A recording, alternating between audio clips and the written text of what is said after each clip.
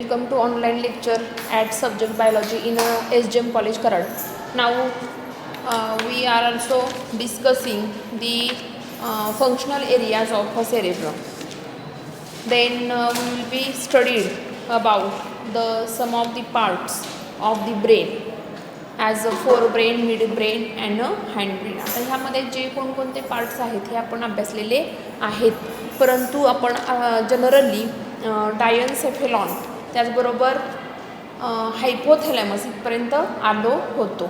आता हायपोथॅलॅमसच्या संदर्भात आपण जे काही स्ट्रक्चर्स आहेत, मग त्याच्यामध्ये जे सब डिराइव्ड जे काही स्ट्रक्चर्स आहेत, जसं की मी मागच्या लेक्चरला तुम्हाला सांगितलेलं होतं की थॅलॅमस, देन इपिथॅलॅमस अँड हायपोथॅलॅमस अशा वेगवेगळ्या पार्टनी काय झालेला आहे, हा जो हायपोथॅलॅमस आहे हा भाग जो आहे ब्रेनमध्ये तो बनला गेलेला आहे. तर यामध्ये बघा जे डायन्सेफेलॉन आहे, डायन्सेफेलॉन ह्याच्या संदर्भातली सुद्धा जी रचना आहे किंवा त्याचे जे काही फंक्शन्स आहेत हे सुद्धा आपण अभ्यासलेले आहेत. परंतु आज आपण काय बघणार आहे की हायपोथॅलॅमस आपण कुठपर्यंत आलेलो होतो, तर जसं की hypothalamus which is also a link between the nervous and endocrine system. म्हणजे जे काही बॉडीमध्ये आपल्याला जो काही आपण टॉपिक शिकतो आहे तर त्या टॉपिकचं नावच आहे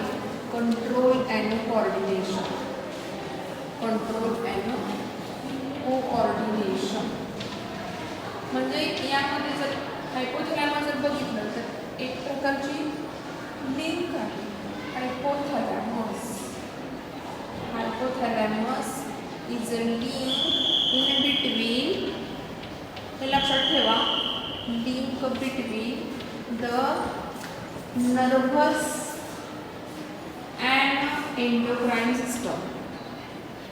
नर्वस अँड एंडोक्राईन सिस्टम जसं की नर्वस कोऑर्डिनेशन आहे आणि बॉडीमध्ये असणारं जे हार्मोनल कोऑर्डिनेशन आहे, ह्या दोन्हींचं जे काही दोन्हींची जे काही कार्य आहेत, तर ही जी कार्य आहेत किंवा म्हणजे त्याला आपण फंक्शन्स असं म्हणतो, ही फंक्शन्स टेकआउट करणारा जो भाग आहे त्याला आपण हायपोथॅलॅमस असं म्हणतो. आणि याच्या संदर्भात असणारे जे काही वेगवेगळे फंक्शन्स आपण पाहिलेले होते मागच्या लेक्चरला. Then also give at the information as the concept that will be hypothalamus. It also produces the neurohormones and which are stimulates the pituitary gland. म्हणजे जनरली न्यूरोहॉर्मोन्स हे प्रोड्यूस करण्याचं काम जे आहे ते आपल्याला यामध्ये इनहेल्ड झालेलं दिसून येईल. आणि त्याचबरोबर लिम्बिक सिस्टीम जी आहे ही फॉर्म होते. म्हणजे हा जो रिजन आहे, जसं की ब्रेनमध्ये आपण त्याचे जे काही दोन हेमिस्पियर्स आहेत, तर ते जे हाफ पोर्शन्स आहेत तर ते आपण कन्सिडर केले तर तिथं आपल्याला थॅलॅमस, इपिथॅलॅमस, देन हायपोथॅलॅमस किंवा हायपोथॅलॅमस अमायग्डाला दिसतो. काय दिसतो? हायपोथॅलॅमस अमायग्डाला. हा सुद्धा जो कन्सेप्ट आहे हा फार महत्त्वपूर्ण आहे की जनरली या संदर्भात आपण असं बोलूया की just way the complex neuronal circuit which is called as the limbic system. काय म्हणतात त्याला? Limbic system. आणि ही जी लिम्बिक सिस्टम आहे ही कुठल्या ह्यांनी फॉर्म झालेली आहे, तर थॅलॅमस, then hypothalamus,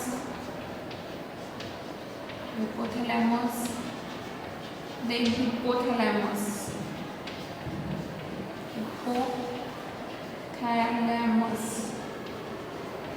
हे जे वेगवेगळे पार्ट आहेत आणि ह्या पार्टने काय तयार झालेलं आहे, लिम्बिक सिस्टीम फॉर्म झालेली आहे. आणि त्याचबरोबर the typical system which is also form by the hypothalamus amygdala which is a part of an epithalamus and thalamus and hypothalamus and other areas which appears responsible for the emotion reaction, then motivational drives, then memory etcetera, असे काही functions आहेत. हे functions आपल्याला याचे दिसून येतील. त्यावेळेला तुम्हाला 2 मार्काला प्रश्न विचारला जाऊ शकतो की याचे जे काही फंक्शन्स आहेत तर ते सांगा. तर त्यावेळेला आपल्याला माहीत झालं पाहिजे की याचे फंक्शन्स काय आहेत. तर पहिल्यांदा it is also responsible for the emotional reactions and then motivational drives and memory. एवढं लिहिलं तरी पुष्कळ झालं. म्हणजे किमान एका वाक्यात उत्तरे द्या किंवा 2 मार्काला जर प्रश्न विचारला तर ह्यामध्ये आपल्याला हे लिहिता आलं पाहिजे. आता त्याच्यानंतर आपल्याला काय बघायचं आहे की at the floor of and hypothalamus which also continues downward projections which will be also known as the hypophyseal stalk. काय म्हणतात त्याला? Hypophyseal stalk. आता hypophyseal stalk which is also known as the infundibulum. इन्फंटिब्युलमला असणारा शब्द आहे, optional नाव काय आहे? Hypophyseal stalk. लक्षात ठेवा.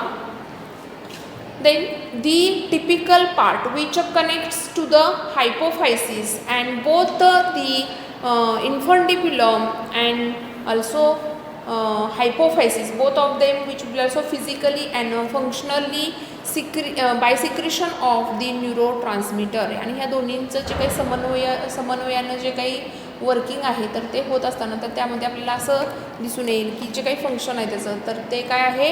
न्यूरोट्रान्समीटर्स जे आहेत तर ते सिक्रेशन करणं हे त्याचं काय आहे? कार्य आहे. त्याचबरोबर आपल्याला या रचनेमध्ये ऑप्टिक चायझमा आपल्याला दिसून येतो. आता ह्या ऑप्टिक चायझमा म्हणजे नेमकं काय आहे?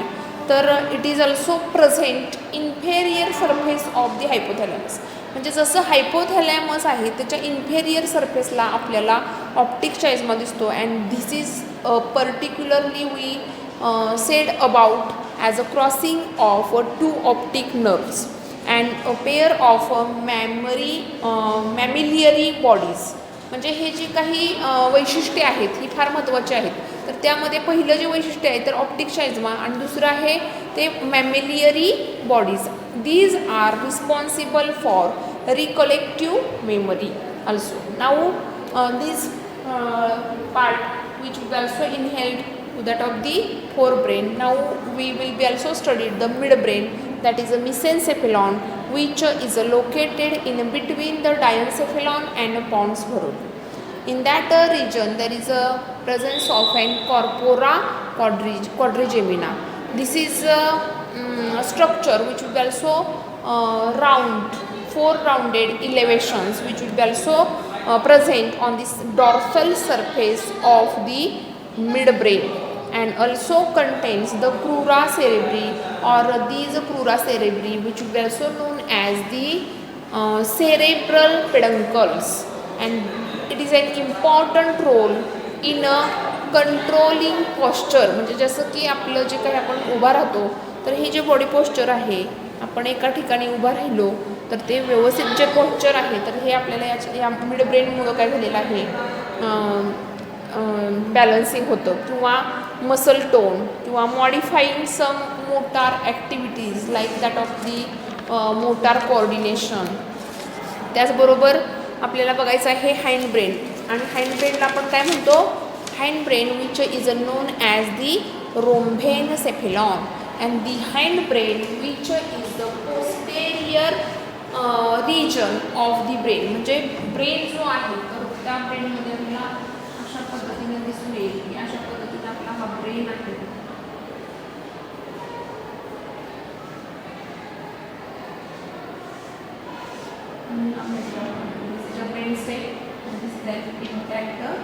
ब्रेन. आता यामध्ये आपला इथं आपण या मिड ब्रेनच्या खालचा भाग बघतोय आणि ह्या भागाला आपण हाइंड ब्रेन असतो.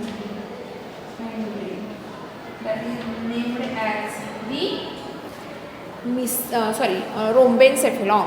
आता ह्या रोम्बेनसेफेलॉन हा जो भाग आहे जसा की ब्रेनचा असणारा जो पोस्टेरियर मोस्ट जो रिजन आहे त्याला आपण हाइंड ब्रेन असं म्हणलं. आणि यामध्ये असणारे जे पार्ट्स आहेत ते कोणकोणते आहेत तर यामध्ये आपल्याला पॉन्स व्हरोली दिसले.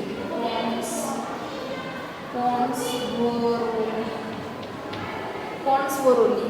त्याचबरोबर सेरेबेलम आहे हा सुद्धा भाग हँडब्रेनचा आहे सेरेबेलम, त्याचबरोबर मेडुला ऑब्लॉंगेटा, मेडुला ऑब्लॉंगेटा. आता ही जी भाग आहेत हे सगळे भाग आपल्याला हँडब्रेनमध्ये दिसून येतात. The pons varolii which is a rounded bulge on the underside of the brain stem. Then it also contains the cross bands of nerve fibers which are connecting to that of the cerebrum, then cerebellar lobes and medulla oblongata and a spinal cord.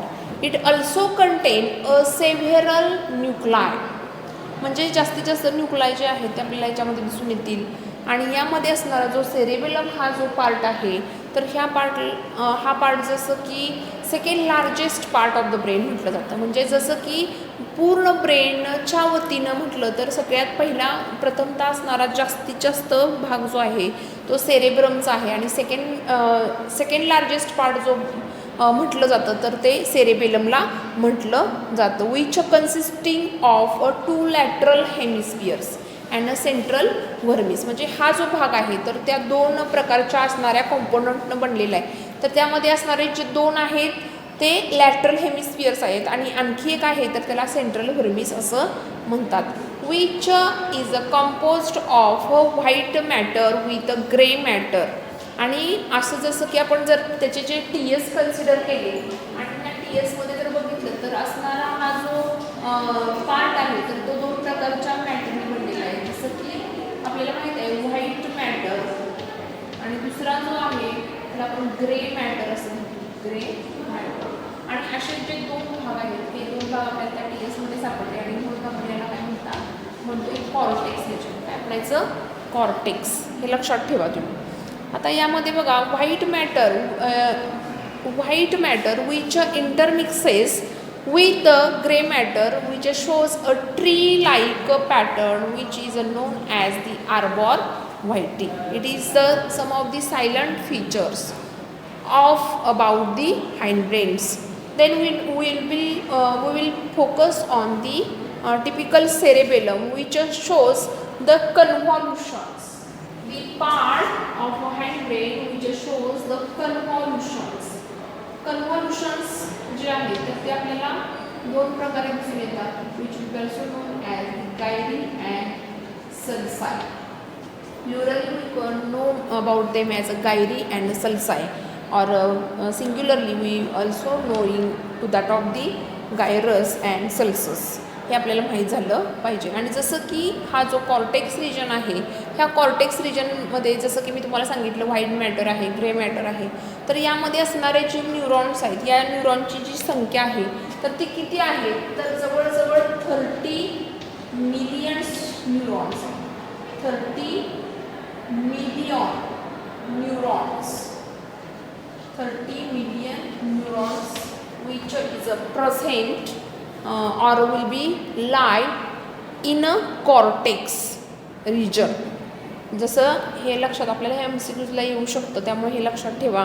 and there is a 3 pairs of an myelinated nerve bundles which are called as the cerebral peduncles and these are also connecting to that of the cerebellum to other parts of a central nervous system. आता ह्यामध्ये सेरेबेलमचं जे काही functions आहेत तर ते functions काय आहेत तर सेरेब्रममध्ये पहिलं फंक्शन काय आहे. It is an important center which maintains the equilibrium of body. म्हणजे बॉडीचा जो इक्विलिब्रियम आहे तो व्यवस्थितरित्या काय मेंटेन करण्याचं जे काम आहे ते सेरेबेलम करत असतं. त्याचबरोबर पॉश्चर मगाशीच मी तुम्हाला सांगितलेलं आहे बॉडी पॉश्चर किंवा balancing orientation, then moderation of voluntary movements, then maintenance of the muscle tone, then it is a regulatory center for the neuromuscular activities and controls rapid activities like walking, running, then speaking etc. अशा वेगवेगळ्या प्रकारचे जे काही functions आहेत हे ह्या सेरेबेलमचे आहेत. आणि आपल्याला शॉर्ट नोटसुद्धा येऊ शकते की what are the functions of the hind brain, असा हा प्रश्न विचारला जाऊ शकतो. किंवा write a short note on cerebellum, त्यावेळेला आपल्याला त्याची जी रचना आहे ती पण लिहिता आली पाहिजे आणि त्याची जी काही कार्य आहेत ही आपल्याला लिहिता आली पाहिजेत. आता ह्यामध्ये जे काही सेरेबेलमचे जे काही वेगवेगळे फंक्शन्स आहेत हे फंक्शन्स आपण बघितले आणि त्याच्यामध्ये जर बघितलं तर मोस्ट ऑफ दी फंक्शन्स कशा आहेत, इनव्हॉलंटरी आहेत. कशा आहेत, इनव्हॉलंटरी फंक्शन्स. इनव्हॉलंटरी म्हणजे काय, तर काही जे फंक्शन्स असतात म्हणजे जसं की व्हॉलंटरी ॲक्शन्स म्हणतो आपण आणि इनव्हॉलंटरी ॲक्शन्स म्हणजे जसं की आपल्या जसं की आपल्या आदेशानुसार, म्हणजे आता फॉर एक्झाम्पल आपल्याला वाटलं तर आपण त्या गोष्टी करत असतो.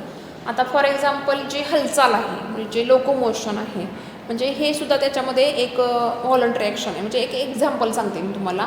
आणि काही ज्या ॲक्शन्स आहेत they are not followed by to our will power, म्हणजे आपल्या विल पॉवरवरती अशा डिपेंड असतील तर त्यांना व्हॉलंटरी असं म्हटलं जातं आणि नसतील तर त्यांना आपण इनव्हॉलंटरी असं म्हटलं जातं. आणि मॅक्सिमम ज्या ॲक्टिव्हिटीज आहेत तर त्या इनव्हॉलंटरी ॲक्टिव्हिटीज इनहेल्ड करण्याचं काम जे आहे ते सेरेबेलम करत असते. आता नेक्स्ट जो आहे पार्ट हाइंड ब्रेनमध्ये असणारा त्याचं नाव आहे काय आहे, मेडुला ऑब्लॉंगेटा. तर ते जनरली आपल्याला ब्रेन स्टेम आपण असं म्हणतो त्याला, which also continues as and spinal cord and which is the most posterior cortical part of the brain. म्हणजे पोस्टेरियर मोस्ट रिजनला असणारा जो भाग आहे ब्रेनमध्ये तर तो काय आहे, medulla oblongata. Inner grey matter म्हणजे याच्यामध्ये जर समजा आपण TS कॅरी केले तर हिस्टॉलॉजीमध्ये आपल्याला त्या स्टडीमध्ये असं ऑब्झर्वेशन मिळेल की जनरली इनर ग्रे मॅटर आणि आउटर व्हाईट मॅटर आपल्याला दिसून येईल.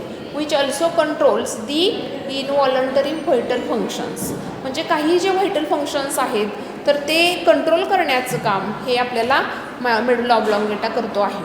आता यामध्ये इनव्हॉलंटरीज आहेत फंक्शन्स, पण कोणकोणते आहेत जसं की heartbeats, then respiration, then vasomotor activities.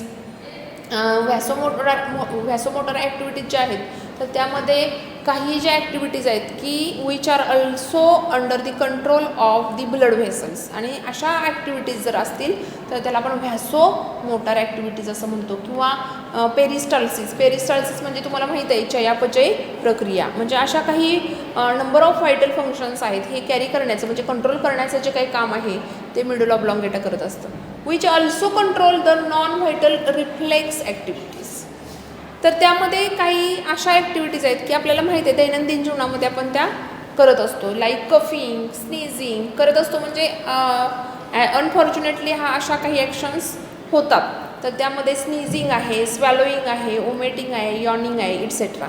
Then cavity. आता मेडुला ऑब्लॉंगेटाचं जर आपण पूर्ण स्ट्रक्चर अभ्यासलं तर त्या स्ट्रक्चरमध्ये आपल्याला असं दिसून येईल की त्याच्यामध्ये असणारी जी कॅव्हिटी आहे ही कॅव्हिटी जसं की त्या कॅव्हिटीला आपण काय म्हणतो, फोर्थ व्हेंट्रिकल असं म्हणतो, or will be also known as a metacoel. काय म्हणतो आपण, मेटॅसिल. तर तुम्हाला प्रश्न असा विचारला जाईल dash dash dash is the cavity of medulla oblongata. तर त्यावेळेला तुम्ही तिथं फोर्थ व्हेंट्रिकल असं शब्द असेल पर्यायामध्ये तर फोर्थ व्हेंट्रिकल असं लिहिला जाऊ शकेल. किंवा फोर्थ व्हेंट्रिकल पर्यायामध्ये न दिला जाता मेटॅसिल असं दिलं जाईल. तर त्यावेळेला तुम्हाला ते दोन्ही शब्द माहीत असणं गरजेचं आहे. रूफ हॅज म्हणजे जनरली यामध्ये जर आपण बघितलं मेडुला ऑब्लॉंगेटा तर त्यामध्ये रूफ जे आहे roof has and posterior choroid plexus and has showing the three openings like that of a pair of a lateral foramen and median foramen. आता यामध्ये जे कोरॉइड प्लेक्सस आहे तर ह्या कोरॉइड प्लेक्ससचं जे काही रोल आहे किंवा फंक्शन काय आहे तर त्याचं फंक्शन आहे सिक्रिशन ऑफ सेरेब्रोस्पायनल फ्लुइड.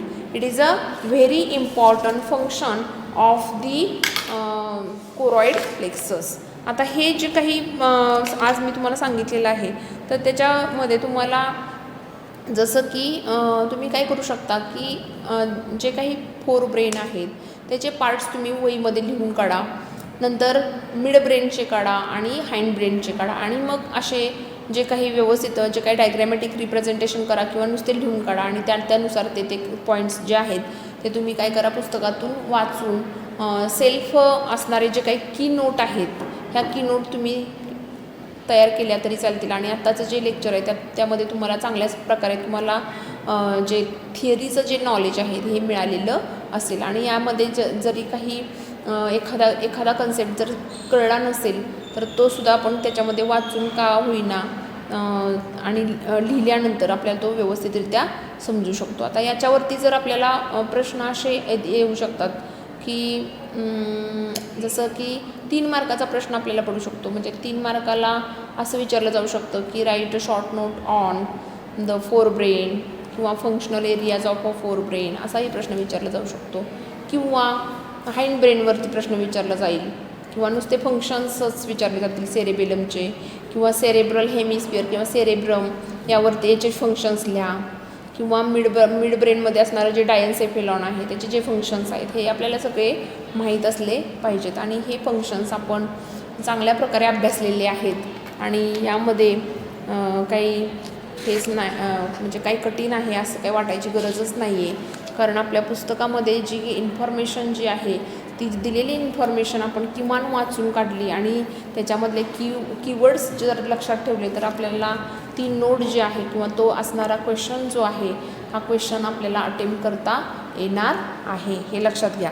आता नेक्स्ट लेक्चरला आपण काय बघणार आहे, नेक्स्ट लेक्चरला आपण स्पायनल कॉर्डविषयी माहिती घेणार आहे. आणि मग त्याच्यामध्ये असणारा जो TS आहे तो स्पायनल कॉर्डचा कशा प्रकारे आहे त्या TSबद्दलची जी माहिती आहे किंवा असणारा हा जो स्पायनल कॉर्ड आहे तर याचे जे काही वेगवेगळ्या प्रकारचे जे फंक्शन्स आहेत हे आपण फंक्शन्स अभ्यासणार आहोत.